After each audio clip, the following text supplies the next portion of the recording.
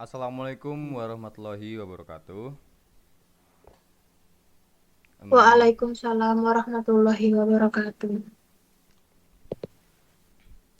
Me and my team, we're going to do an interview with a senior in software engineering. He's an alumni from 2018. His name is Mr. Dadan, and we're about to do a interview with him.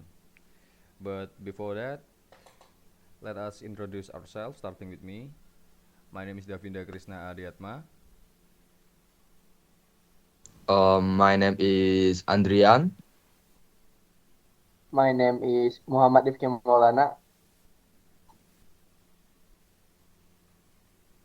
Next. Okay, my name is Muhammad Rozan Hamdani Sudi. And my name is Nathan Zakir Judareba, and you can call me Nathan.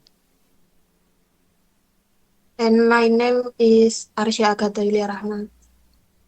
That's all of us, and please enjoy the video.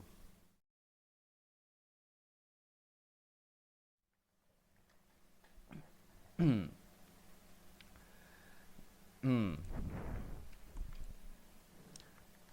Aduh, pembukanya gimana ya? Lu nanya aja apa nanya gua Oh iya iya iya iya iya. dari mana aja gitu, Siap siap siap. atau boleh perkenalan tentang pekerjaan gitu. Oke, aku langsung tanya ini ya, Kang Dadan. Eh, Boleh.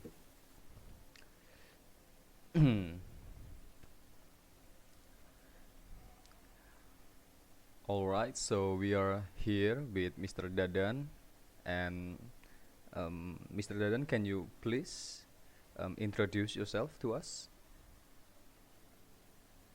Oke, halo Davinda. Hello, Oke, my Dadan. name is Dadan Firmansyah Saputra. You can call me Dadan. I'm a lecturer for basic programming at UIN Sunang Jati Bandung in the Informatic Engineering program, Fakultas Sains and Teknologi. Besides teaching, I also focus on front-end development, especially building responsive, user-friendly, and web interface. Okay, Mr. Dadan, thank you for your introduction. And we are here to ask you some question. Starting from me, myself, I have a question. How do you prefer to receive feedback on your work? I usually prefer direct, clear feedback because it helps me improve, especially as a front-end developer.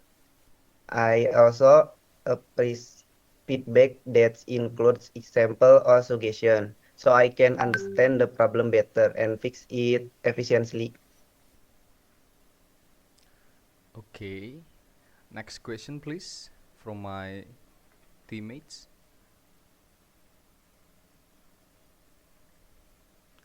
Um, Okay, Mr. Nadan. I want to describe your ideal work environment. Do you prefer quiet, focused time, or frequent collaboration? My ideal work environment is balanced. I enjoy quiet focus time when building UI or solving technical issue. But I also like collaboration when discussion ideas, feature and design improvement with the team. Okay, thank you, Mr. Nadan. Okay, I have a question. How do you prioritize tasks when everything seems urgent? Prioritas task ya. Hmm, when everything feels urgent, I usually start by identifying which tasks have the biggest impact or the close deadline. As a front-end developer, I also prioritize issues that affect use directly before moving to small improvement. Complete important tasks, solve problem efficiently, and see clear progress in the project. Even small improvement in UI or user experience can feel very rewarding. Next question, please, from Miss Agatha. Okay, thank you. Uh, how do you explain a complex technical problem to someone without a technical background?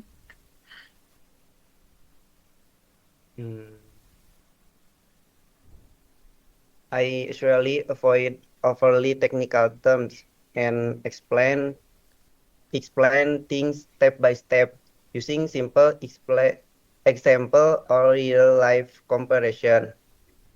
I think communication is important, especially in front end development, because not everyone on the team comes from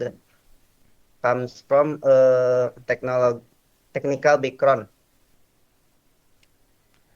Okay, seems like Mr. Andrian has got back to us. Mr. Andrian, can you continue with the question? Okay.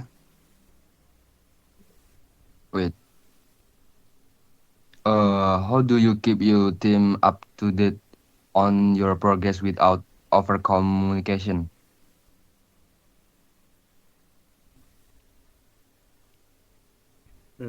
I usually give short and clear updates, especially about complete tasks, current progress, and blocks if there are. I try to communicate efficiently so the team stay informed. So the team stay informed without unnecessary message.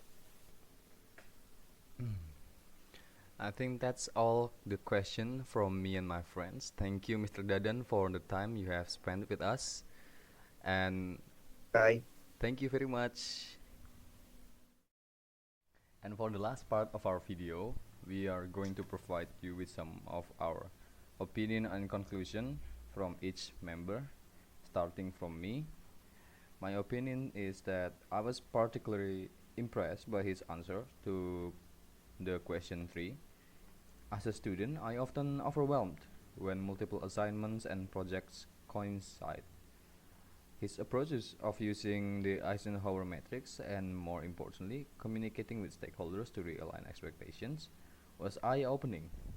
I usually try to do everything at once and burn out. He showed that saying no or negotiating deadlines is a professional skill, not a weakness. And my conclusion that his advice teaches me that technical skills alone aren't enough. Strategic communication is what prevents burnout and ensures high impact work. I need to learn how to manage expectation, not just manage my code.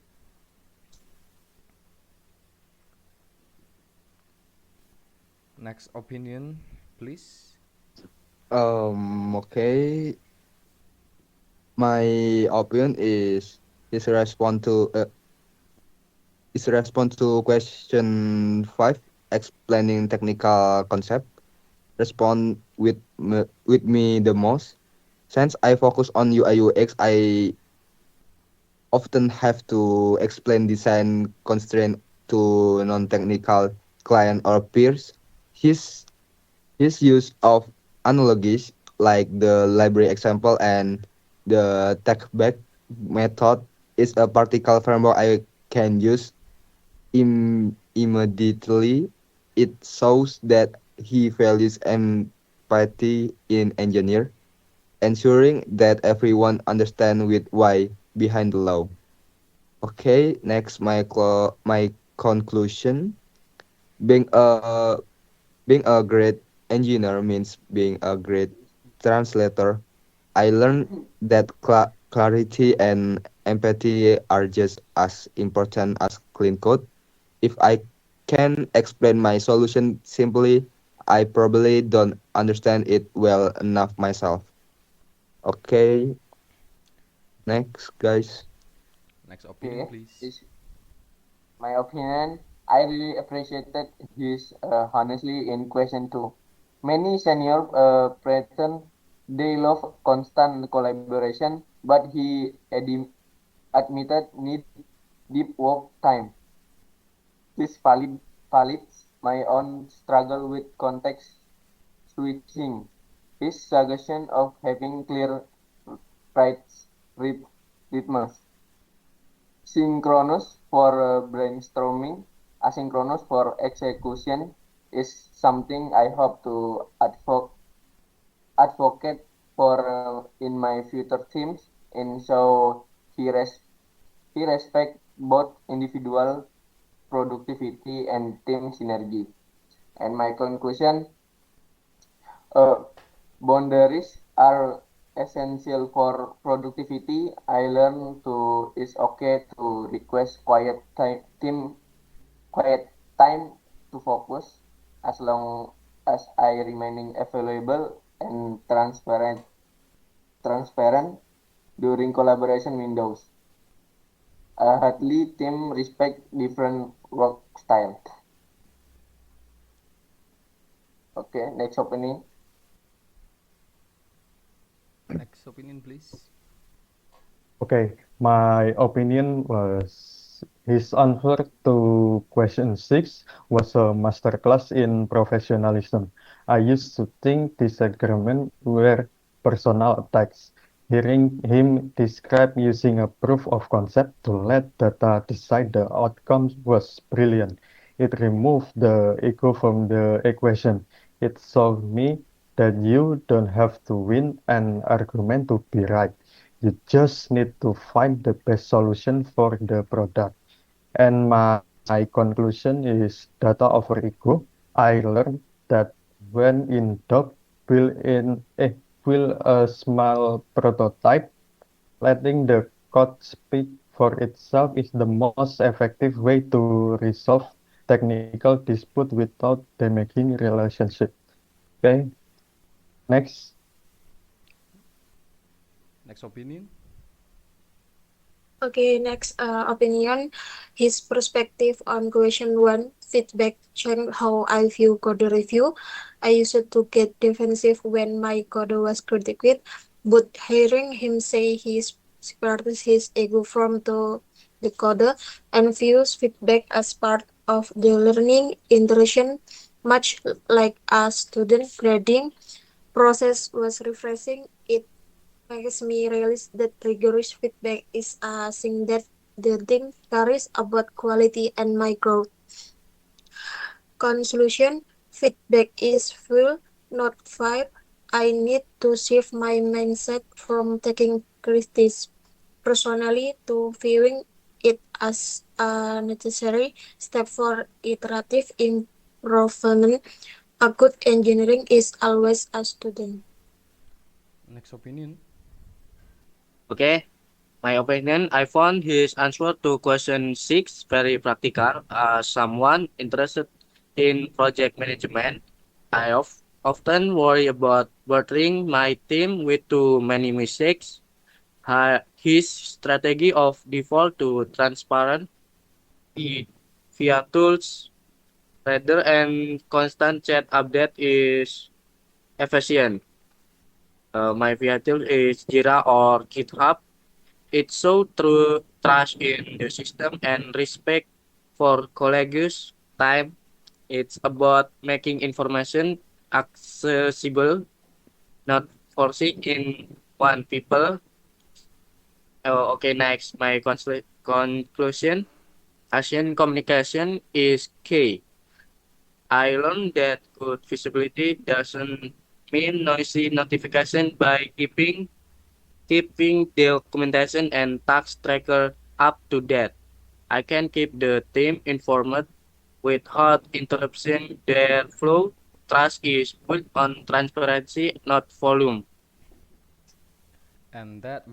And that all will be our opinion and conclusion as of the meeting with Mr. Dadan. Thank you for listening and bye bye.